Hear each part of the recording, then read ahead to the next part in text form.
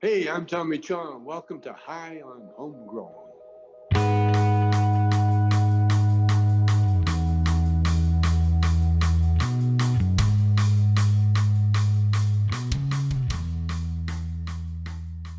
Yes, everybody, and welcome to this week's Grow Guides from High on Homegrown, the cannabis podcast from Percy'sGrowroom.com. In this week's Grow Guides, we're talking all about mother plants and how to take cuttings from those mother plants to make clones. Lots of information in this episode. If you need any extra help or any more information that isn't provided in this episode, then you can head over to Percy'sGrowroom.com, sign up for free, become a member, and start a thread there. We can help you out with any of the questions that you might have. This is episode 25 in the series. There's 25 more episodes before this, all grow guides starting from the very beginning of learning how to grow your own cannabis and bringing you all the way up to this episode, which is about taking cuttings. So everything is covered up until now. So if you know anybody who would like to learn how to grow their own cannabis, then you can refer these episodes to them so they have all the information they need to be able to grow their own personal supply of cannabis from start to finish. But for now, here is the Grow Guides. I hope you enjoy it. I hope you learned something, and I'll speak to you at the end of this. Enjoy. See you in a bit.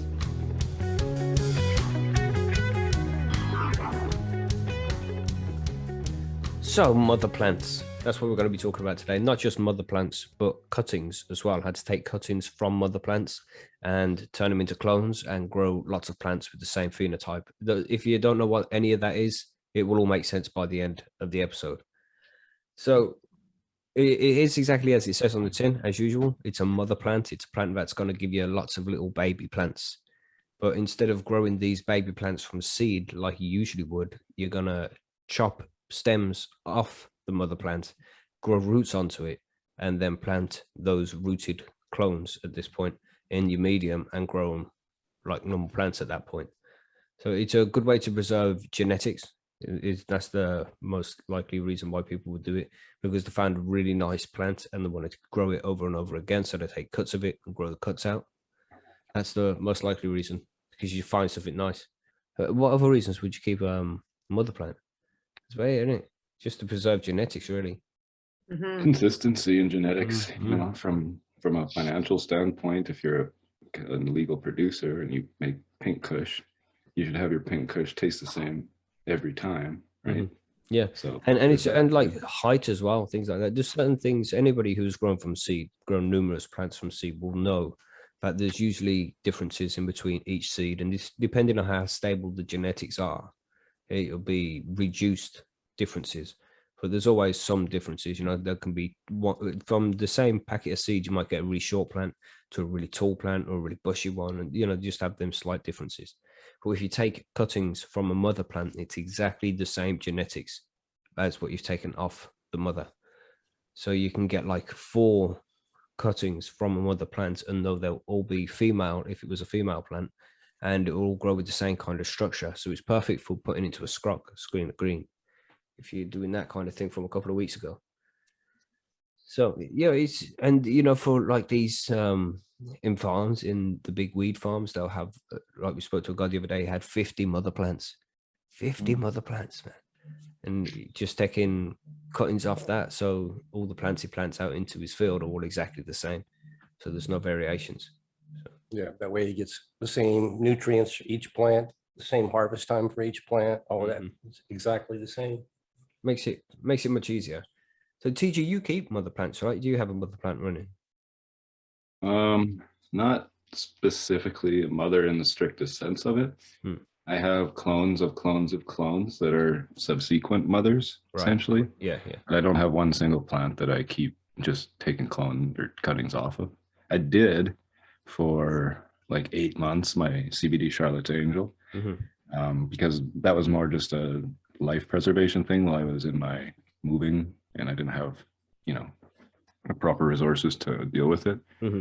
But in the meantime, then, I was taking clippings and I give them out to people and made some clones myself and stuff like that. But no, I usually just do subsequent clones. I take a clone, grow it out, take more clones, flower out that mother clone, and then keep going like that. Yeah.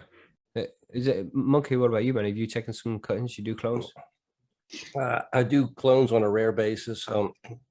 Occasionally, I've got some right now, strictly because I wanted to try TG's no effort method to do it. So when I was lollipop and a strawberry cup, I threw basically just 3 stems into a glass of water and changed the water once a week. And 5 weeks later, I put them in some containers. And 2 of them lived, 1 of them died. So I do it, but I'm not really. When I do it, it's not because I'm trying to preserve or anything, or I need to have it. It's kind of like, I'll just give it a just shot. playing. I'm playing more than anything, really. Yeah. So I'm not really an expert at it, but I've done it. Marge, you grow autos, don't you? So well, I'm doing microgrows. I used to do clones. Oh, cool. Back in the day or whatever. I never had a mother plant though. We would just do like clones from plants that were in veg, but yeah, never had a mother plant, but I used to do clones. Now I just grow from seed mostly. Yeah. And that's it. If it's an auto flower, just so everybody knows, you can't clone them. I mean, some people say you can, but it's not really worth the effort. When you're taking clones and cuttings and you're keeping a mother plant, it's generally done with a photoperiod plant and probably a female as well. So, you know, back in the day, people would like, they'd get regular seeds, 50% male, 50% female chances when you pop them. And you'd take them into flower early to figure out if it's male or female, and then you re-veg it back into the vegetative stage. And then at that point, you'll take your cuttings from the female plants, and then all of your cuttings, you know, are going to be females. You don't have to fuck around. And it's something that people do as well. When you say you get to the end of your grow, you've taken everything down, you're like, that plant grew lovely, smells delicious, tastes delicious, you know, all this kind of stuff. If you'd love to grow that exact plant again, then you can, rather than chop it down completely, just take all the buds off, leave some leaves on, keep it in the pot, and then leave it under 18.6 for like 4 weeks, and it'll re-veg and begin to grow just vegetative growth again. And then you can take cuts from that and re-veg it, and they just veg it out for a while and grow the same strain over and over again. So it's a great way to preserve genetics. You know, if you want to keep a specific strain of one of the plants you've grown, then it's a great way to preserve it. So how would you keep a mother? Does anybody want to explain that? Bubba Harker, we didn't ask you, man. Do you take cuttings?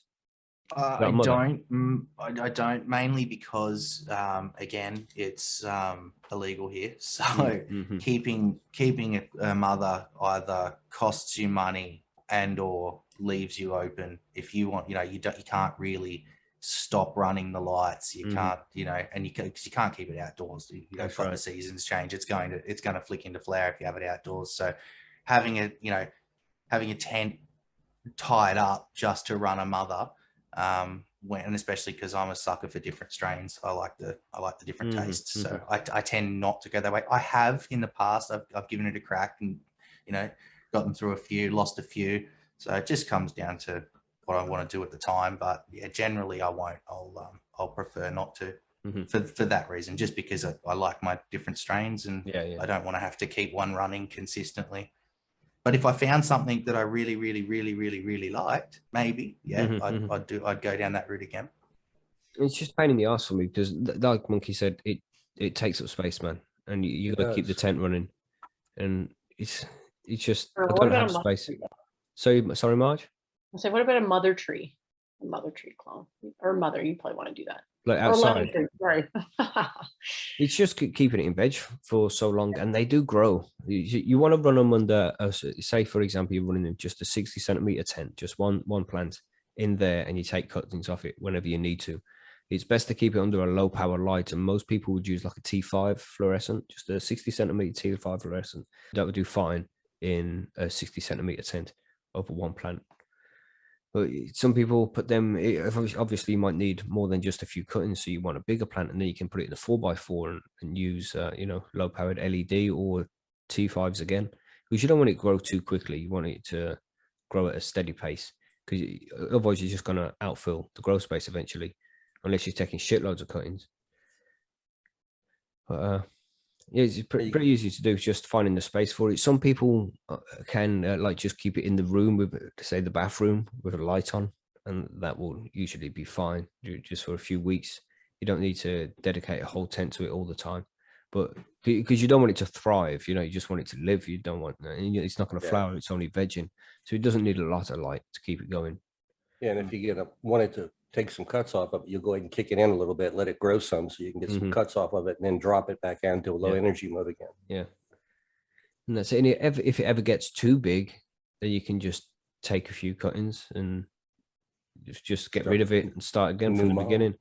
You know, and some people say that this dilutes the genetics of it, and it might get weaker as time goes on. But I think it's going to take many generations before you start seeing anything really becoming a problem.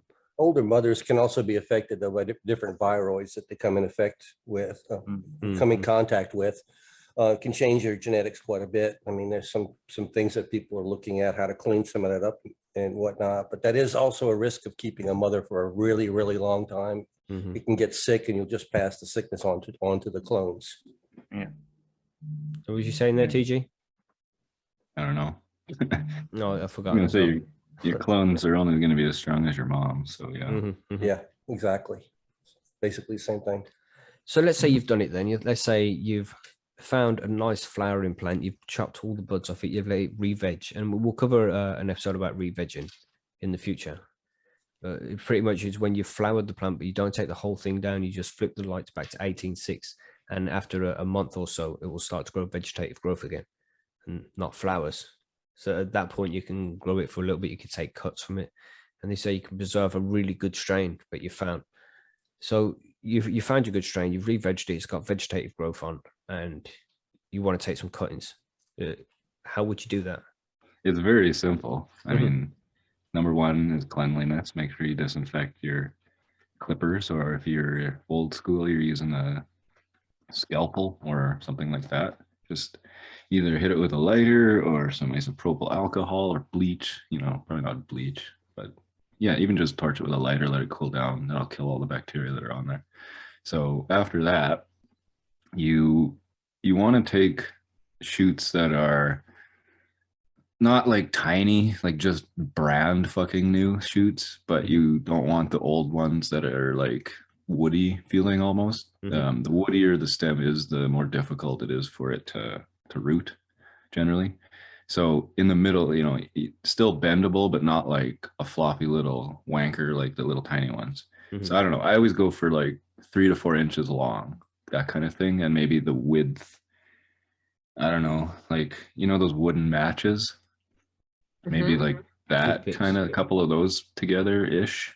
I don't know. It's really hard to say, but really there's a lot of flexibility. So yeah, a shoot maybe 3 to 4 inches long, preferably not woody at the end. Cut it off, 45-degree angle.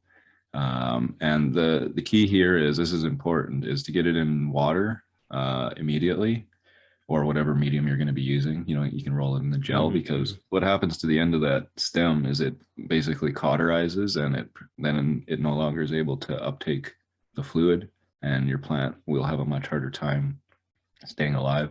So either stick it right underwater and clip it, like you could, and this is what I do, is I'll clip them, I'll lay them down, and then when I go to actually put them in the water, I'll just take another maybe ½ centimeter off the bottom for a new cut, you know. And then I just stick it in the water in my jar, and I'm lazy, like, you know, Monkey mentioned, so I just kind of leave it there generally. But if I'm actually wanting to clone something, I put them in peat pucks. I soak those peat pucks in distilled water with you know, about a thumb's length of aloe vera leaf, cut off my aloe vera plant and squeezed into it, mixed around, and soak the peat pucks in that, and then yeah, that's it.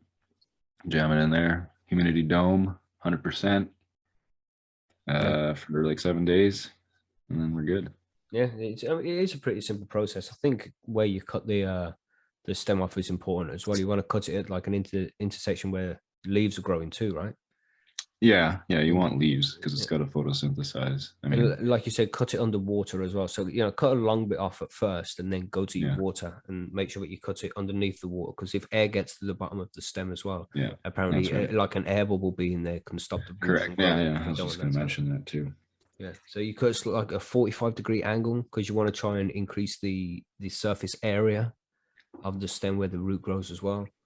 So cut a 45-degree angle underwater, and then you should be fine. Just leave it for like a week, maybe, sometimes 2. It can take fucking ages, man. But, yeah, I mean, that's the lazy way. Like if you're into, you can use root stem, or you know, those IBA powders or whatever the fuck it is. I think it's IBA, right? Indole butyric acid. some various stimulants. But I just, you know, because I have so many seeds, and unless, like Mackie said, I'm looking to preserve something that's like, holy fuck, which is really kind of hard to determine until you actually smoke the flower, which you generally don't do until it's cut down, and then it's too late, right? Which is why I always take clones. Like if I'm like running a new thing or something, and I usually take a couple cuttings from each plant just to have them, and then when I find out what the flower's like, you know, start feeling the resin and smelling it, then I'll start throwing stuff out. But you know, not everybody has the room or the drive to do that either. So it does take time.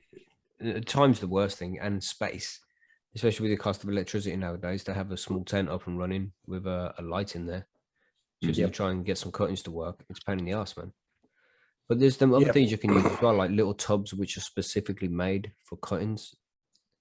Well, I buy shop lights, man. Like you go to Home Depot or whatever, and you know, like the 3 or 4 foot LED lights you can buy there for the garage. I use 2 of those downstairs for my clones, and they work great. Yeah, you know, cheap, they're like man. Cheap. $20 each. Yeah. You don't need like anything. You know, like I said, you don't want the thing to thrive. You only want it to be alive, growing slowly. Yeah.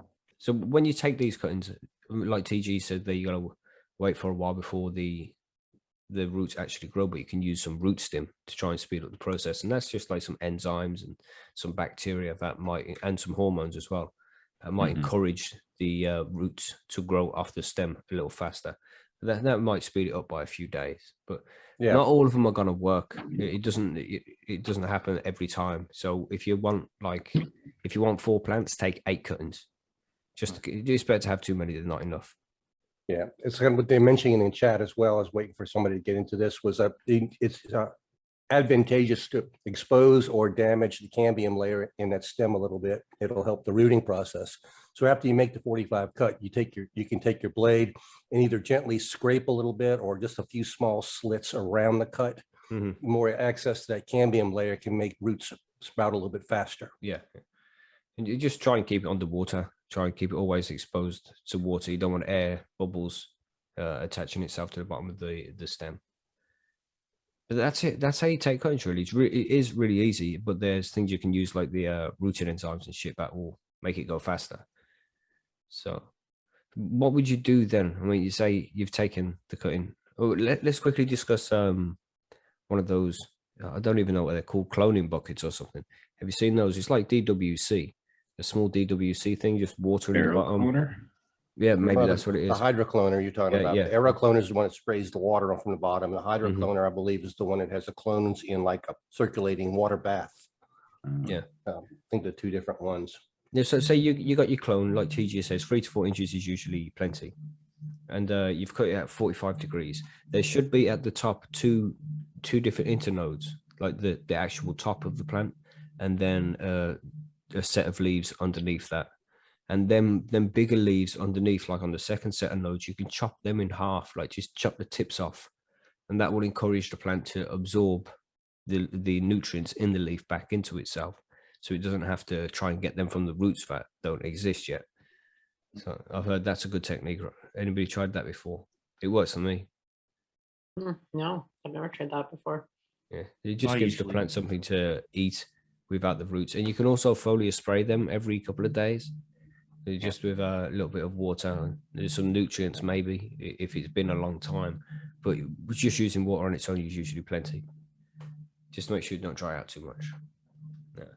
And a humidity dome, like TG said as well. Make sure you got a humidity dome. You can do it in like a bucket maybe, or that's you have to do that. Clones, they don't have roots, so they're not absorbing any water. So the only water they get basically is from the air, which is why you need to keep for the first like 3 to 4 days, like 100% humidity. You're always misting them, covering them in a fine ionized mist of water, because the stomata are where the water is getting absorbed. And as they root, then they'll start absorbing water from whatever you've stuck them in. But until then, you need to keep them 100% humid in there. That's right. And as soon as you see roots, it's just like back to normal. Then roots grow quickly, man, and they'll fill out parts pretty fast. Just have to make sure you keep it happy after that. treat it like a normal plant. Mm. But as I said, it's very easy. You know, you get your mother plant, find a good mother, take some cuttings from it, and just regrow some genetics, man. It's easy to do. Just try it as well. You don't have to keep the cuttings after. It's really hard to get rid of them. You don't really want to get rid of them once they've got roots on. Like, no, these are like legitimate plants now. I can plant these. Yeah, Right. that's the curse of being a homegrown. Every time you have a plant, it's hard to kill one, especially the females. I mean, the males are easy-ish to kill, but man, when you can get weed off of it, I don't know. Yeah, it becomes extremely hard to get rid of that plant once you realize, oh yeah, I could just grow that one out there, and Yeah, that I one could looks fit it quite in nice. somewhere. We'll stick between this two plants here, and it grows under this one over here. It's like after a while, it gets bad. Yeah, you're just grabbing my entire fucking life. Yeah.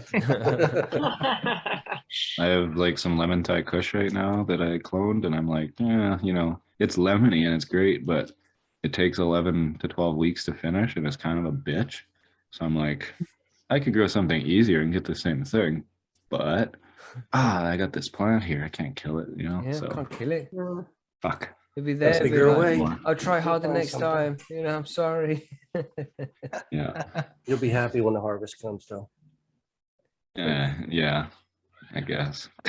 Yeah, them bubble buckets as well. They work well because there's a constant, there's air and water getting to the roots, the root zone all the time. So Yeah. keeps it fresh as well because it likes to have oxygen get to the root section, that bit of the roots as well. So using one of them is probably going to increase your chances. But I've had no problems really just using water, changing it out every few days. You just waiting. Yep. I mean, it's not as successful, I would say. Yeah, my it's less experience. likely to be happening, but just take a bunch and just throw them all in there and be like, oh, cool, 2 out of 5.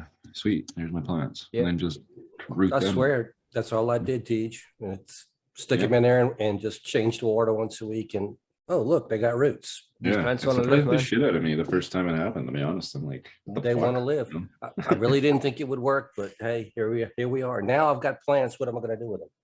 Yep. Give them out. And you'll be the hero of the town. Kind of Sure. Go plant them in front of City Hall leave when them on a nobody's bench and watching. be like, Yeah. you're welcome, bitch. Yeah, just put them in little pots, man, and take them to like the flower shop. Go drop them at the farmer's market on Yeah, Saturday. yeah. Somebody's Leave it table. 25 cents hemp plants. Just slide it in there amongst the tomato plants.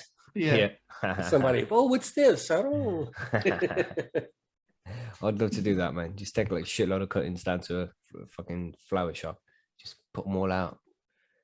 And then just walk I've left off, them on you know? benches before, little 4-plant packages, and like, I started autos the one year, a couple of years ago now. I should do that again, actually, next year. Yeah, man. Yeah, people love that shit, and that's a good way to get rid of shit. So when the roots start to show, this is when you'll plant it in whatever medium you're gonna grow in, right? So that's your soil, your cocoa, hydroponics into your rock wool, your clay pellets, whatever it's gonna be.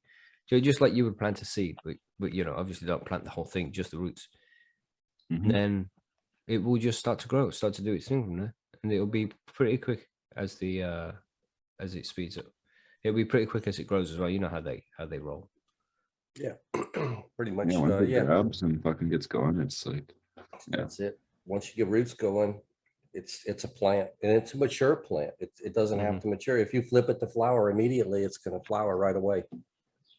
yep, that's the nice thing about clones. That's why another good reason for clones is like, if that's something you're interested in, just take 30 clones or whatever, or however many the fuck you need to fill your tent, like a sea of green or a screen of green, like Mackie said, and then just wait till they're set in their medium that you put them in 2 days, and then flip them. You'll get a bunch of little, like, like that's a Single very cola plants common. will all come off. Yep. That's a lot how most LPs here do it. I think they don't grow massive fucking like 45-day veg. Yeah. They do like a week, So Yeah, that's it. When you're growing a shitload of plants as well, it's just going to be easier to do it from clone like this. Yeah. If you can, anyway. And this is like the last bit we should discuss before we move on to the listener questions is which one's better, clones or seed? And I think it just massively depends on the situation, doesn't it?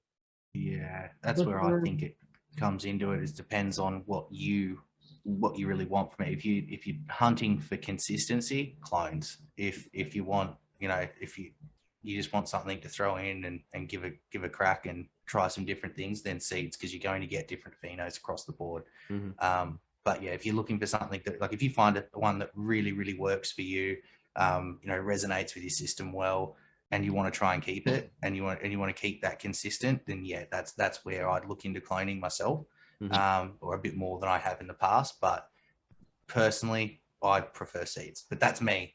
Everyone's different, and everyone's situation's different too. So, a lot of mine is because, again, I don't want to keep a plant consistently running constantly over and over and over and over. So, what were you saying, Marge? What would you think? I tend to agree with Bubble Hawk. Really, it's kind of whatever you want to do. I mean, I like trying new stuff out. So yeah, there's always something new to grow. So it's kind of makes it hard for me to just stick with one thing all the time. And I don't have a lot of space over here, so I've been leaning more towards seed in the last while. Yeah, I've grown from seed most of the time. I've done a few cuttings and grown a couple of plants on cuttings, and the structure is a little bit different to start with. It's not the same. Maybe you have space to do both too. I mean, there's always the hybrid approach, right? But I do. Yeah.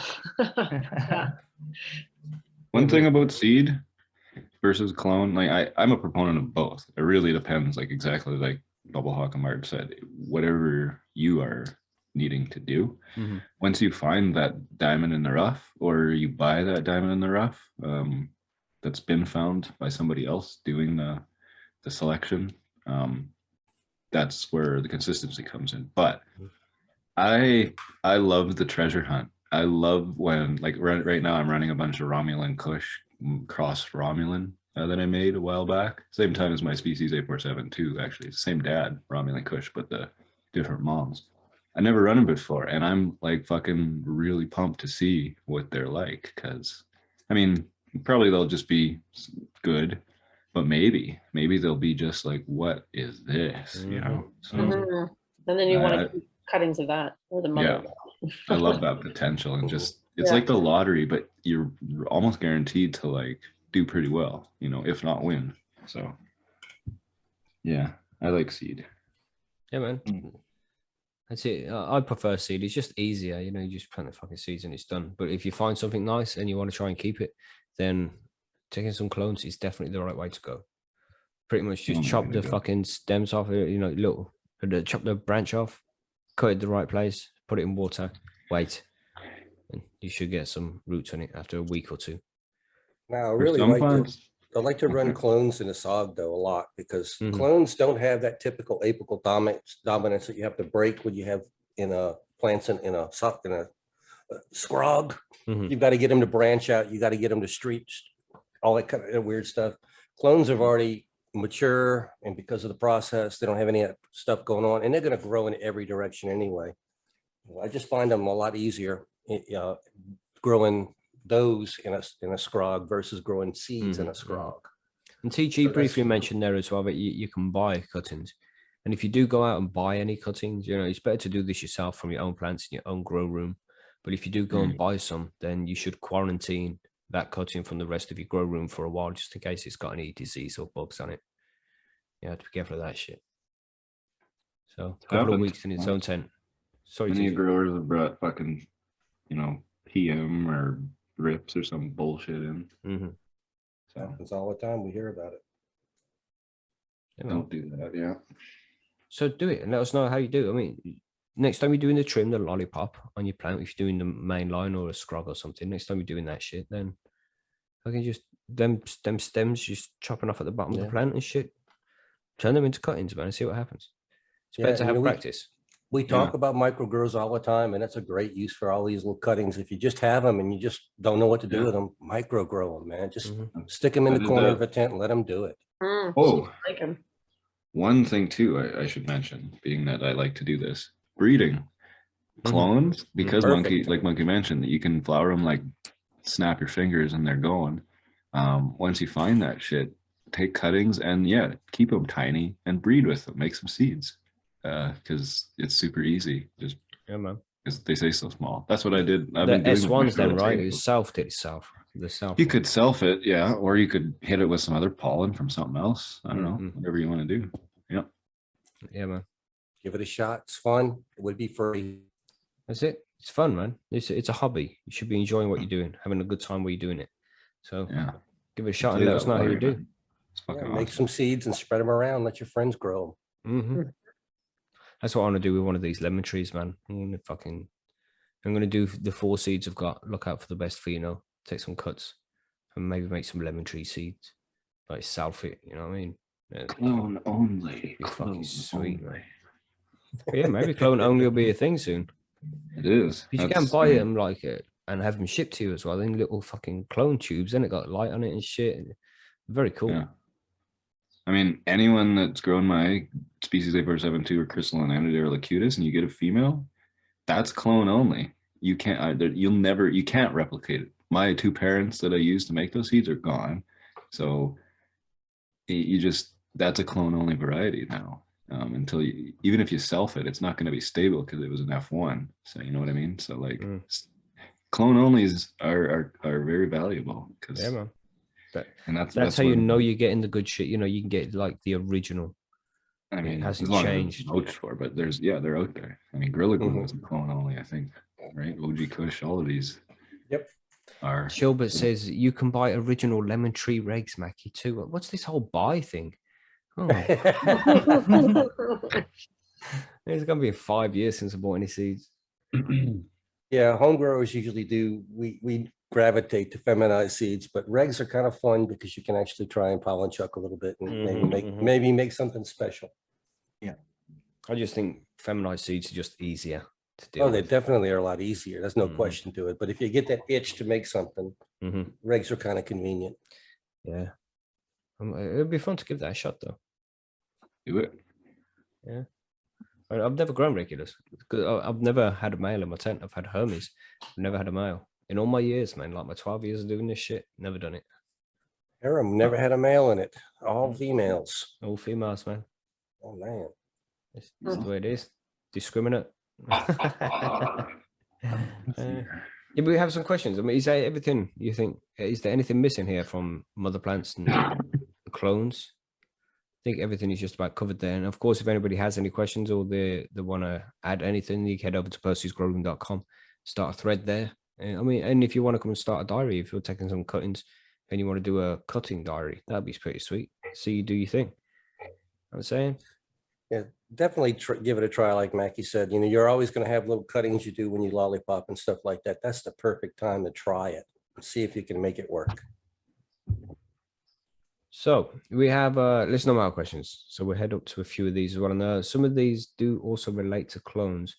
So we'll do that first. We've got one from Filmy Bowls saying, will cloning make a specific strain less pest resistant or would it be stronger? That's his first question. He has 2. So anybody want to hit that one?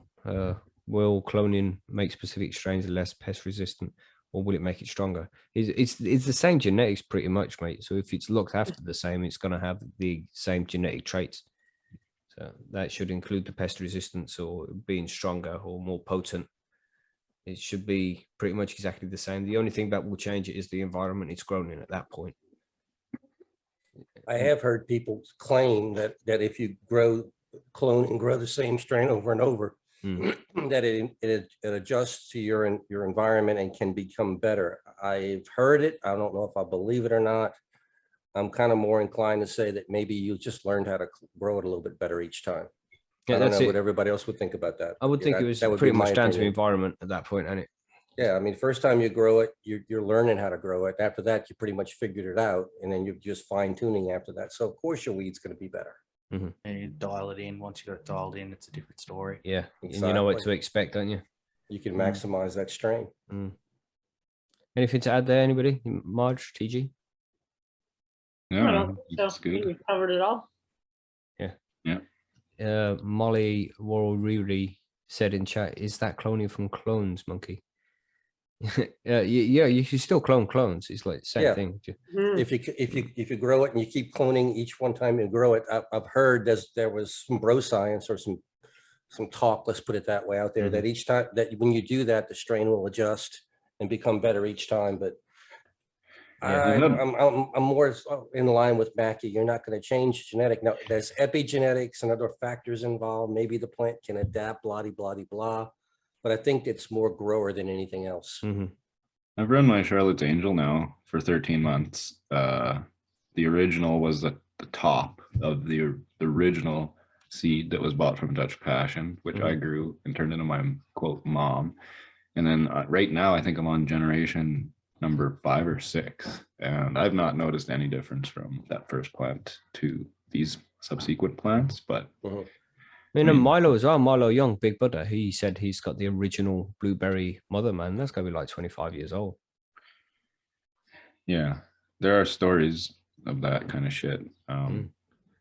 I think Super Sativa Seed Club, they have a 23-year-old haze or something like this. Wow. So I've read or something. I can't remember. But yeah. Must be bushy as fuck. I don't know. I almost think that it's just the same, but just cloned over the years. But I don't know. Maybe. Yeah. Well, his other question here was, would using regular tap water or pH balanced purified water be better for cloning and cutting? It's saying non-chlorinated would probably be best because you don't want any microbes dying off that are gonna help them roots grow. So let it sit out for 24 hours before you use it, or use some distilled water or something, just no chlorine in it. pH balance, I wouldn't think it was necessary because there's no nutrients being absorbed. So the pH isn't going to matter so much. I mean, you don't want anything too massively either way. Around 7 is fine, but it wouldn't be too specific on the pH exactly of the water. Still water works fine. Yeah, rainwater works good. RO's good. Purified, and probably use filtered water anyway. Make sure it's clean, because you do have an open wound on your plant that there will be bacteria in the water probably, and they can call them. I get occasionally bacterial slime building up around the ends of the stems, and they never root those ones. So, but I also use my tap water that is going through my dirty ass pipes, so probably has a lot of bacteria in that water that could be avoided. Then we have one from Arnie, which also relates to cuttings as well. How much leaf do I leave on a clone? I know to cut the leaves in half, but is 2 sets of leaves an okay amount to leave? That's what I usually do. Yeah, just the top 2 sets, and make sure that the top one is a decent size as well. You don't want tiny leaves, you know. A couple of at least half-grown leaves, if you know what I mean. But then they'll have decent sized leaves underneath those, and you can trim them off. Don't trim them off completely, just trim them in half. But that seems to be enough because it's only a small plant. It doesn't have any roots, so it can't bring in any nutrients. So you don't want to blast it with too much light by, you know, and the more leaf it has, the more light it can catch. So just trim it off by half. I think what you've seen already is already good enough. Just stick with that. How many leaves do you leave on yours, TG? Do you cut them in half? No, I don't cut mine in half unless they're like fucking huge. The only reason you cut them in half is I think to reduce transpiration. Right. So the plant doesn't like breathe out too fast and dry out. But no, I generally like the leaves on mine are maybe, just looking at my hand, maybe as long as my pointer finger across. They're generally not huge, but they're about that size, and I usually only leave on, you know, the top 2 alternate leaves plus the what do you call it, the apical meristem there, but then everything else below the top 2 fan leaves and then the middle new growth part. So I cut off all that shit. Same here. That's definitely yeah. Is that for you, Marge? Is that what you used to do? Yeah, I think so. I mean, it was a while ago. Sometimes it's hard to remember, but sounds about right. It's pretty easy to do. We recommend it. Everybody just tries it anyway, just for a laugh, you know. I clone my basil. I bought some basil from the store. You know those like herb things you can buy in the packages, fresh herbs and shit. Yeah, I posted it on Twitter. I rooted my store-bought President's Choice basil. That's funny. So you can root anything. Like those plants, all they are cuttings too, right? They just hack the plant off and then sell you for fucking $3. So yeah, they're outside right now, actually. So we got one which you might be able to help with this because you're a full organic grower, from Rokendas. He asks, or she asks, are cover crops worth the effort in indoor soil grows? I've thought about using clover, but never tried. They definitely have, right, TJ? Yeah, cover crops. I don't personally use them because I don't do like Twisted, where he, you know, has a living soil that he reuses over and over and over. My soil goes back to the compost every time I'm done. And yeah, generally I don't feel that the purpose of cover crops, whether it's, you know, nitrogen fixing by legumes or you know, pest of repelling by other companion plants and stuff like that. I don't know. I just don't feel like I would be getting my worth in terms of having to take care of all that shit too. I like to be able to see my soil surface and fuck with it if I need to. But in a system like Twisted runs, where he's doing, you know, multiple years on the same soil, probably that would be very beneficial to and have. a big surface area as well. It's in a massive part in it. Yeah, exactly. Yeah. Is anything? Do you do this, Monkey? What do you say about cover crops? I don't do any cover crops in cannabis. I have done them in other type of situations. I don't find that cover crops work for me, at least very well in small containers. They tend to compete too much with everything else in there. So if I was gonna, if I would guess in, let's say, 3 to 5 gallon pots of cannabis, I don't think cover crops would be doing me too much good, because like TG said, next grow, I'm going to change out the soil anyway. Yeah. You know, I'm either going to re-amend it, or I'm going to mulch it down, or completely trash it. One way or another, I'm not going to just drop another seed in that pot. And for that reason, I wouldn't recommend cover crops in small containers. What are you saying, Marge? You agree? Yeah, for sure. Do you use any cover crops? No, if I'm being honest, I don't know. But I don't really need to, in a way, because I'm not covering my crop from anybody. So hope that answers your question. We have one more. Yeah, from Jello. Jello says, I'm currently gearing up for my next run using Sohum living soil, but I'm unsure how long to leave them grow before transplanting them. Would 7 to 10 days be enough time for it to develop roots? Thanks as ever, guys. So I think like just starting in small pots and then moving it over to the main pot, I think they're talking about here. Yeah.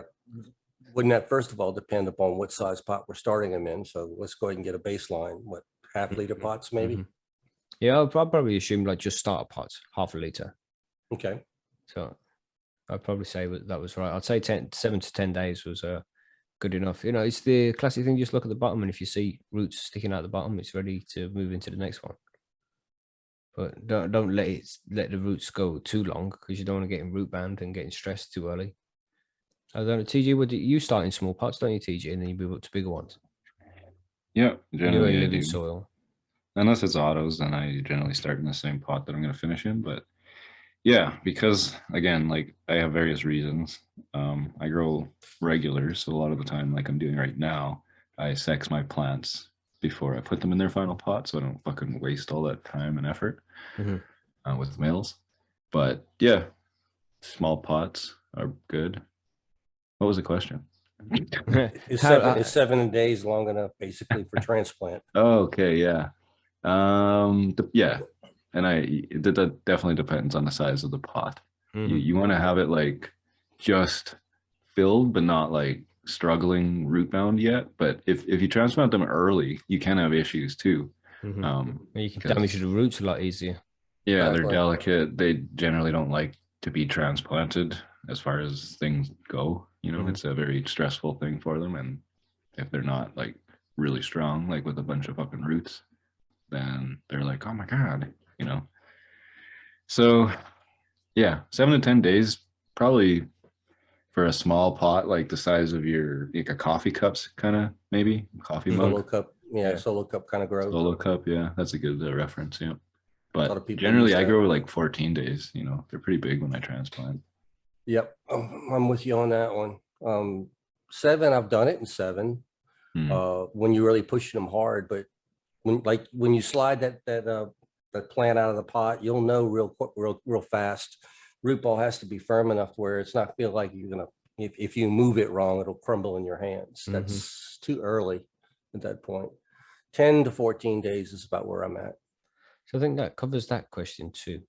Yeah, and thanks everybody for the questions. You know, if anybody has any more questions that they'd like us to cover on next week's show, then you know what to do. Yeah, drop them over at Percy's Grow Room. We'll have a look at them over there, in specifically the listener mail thread. Otherwise, they'll just get answered in the forum. You know how it is. But that's it. That's the Grow Guides. That's how to take cuttings and how to keep them mom. Pretty much how to preserve genetics. Maybe we should go into making seeds next week. Have we done that yet? I don't think we have we? Making seeds? Yeah. Well, when a male plant loves a female plant. That's right. And you put them in the same room and you leave the lights on for a little while.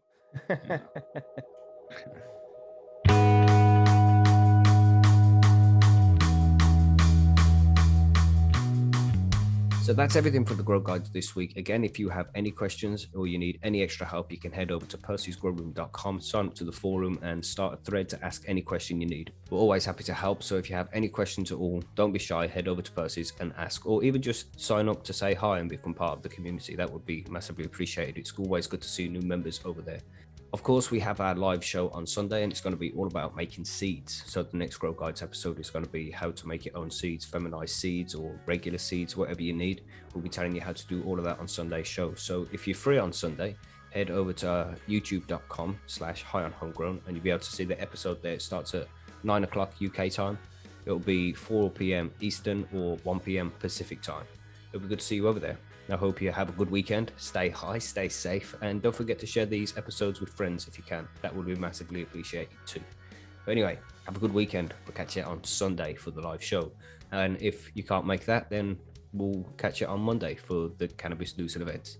So have a good weekend, everybody. We'll see you in a bit. Goodbye.